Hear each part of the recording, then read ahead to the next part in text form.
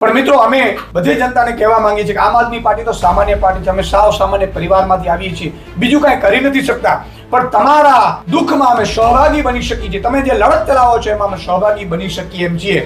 આ તો નરેન્દ્ર મોદીજીએ નિર્ણય લીધેલો છે, કેન્દ્ર સરકારે નિર્ણય લીધો છે, અમારી પાસે એવી કોઈ સત્તા નથી કે અમે આને અટકાવી શકીએ. માની લો કે અહીંયા આપણી સરકાર હોત રાજ્યની તો કદાચ આપણે એને સમય પણ વધારી દે અને તમારે સહુલિયત વાળું કરી દે, પણ એ પણ નથી અમારી પાસે. તો અમે નક્કી કર્યું છે, માનનીય અરવિંદ કેજરીવાલજીને અમારી પ્રદેશના નેતૃત્વએ મિટિંગ કરી વાયા વિડીયો કોલિંગ, અને અમે નક્કી કર્યું છે કે બીએલઓ જે પ્રેશરમાં કામ કરી રહ્યા છે ને આમ આદમી પાર્ટી છે એ એના કામમાં મદદરૂપ થશે. તમામ બીએલઓને કહેવા માંગુ છું કે તમારે ચિંતા કરવાની જરૂર નથી, તમે કોઈ એવું પગલું ન ભરો. આમ આદમી પાર્ટીનો એક એક કાર્યકર્તા તમારી સાથે છે.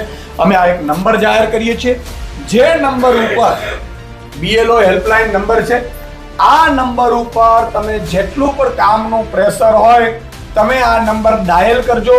અમારી સેન્ટ્રલી ટીમ તમને અમારા વ્યક્તિઓ એલોટ કરી દેશું અમે, અને તમારા કામમાં અમે મદદ કરી શકીશું. મિત્રો, અમે આમ આદમી છીએ, સામાન્ય જનતા છીએ, અમે કોઈ મુખ્યમંત્રીના દીકરા નથી, અને એટલા માટે જ અમે તમારી પીડા સમજીએ છીએ.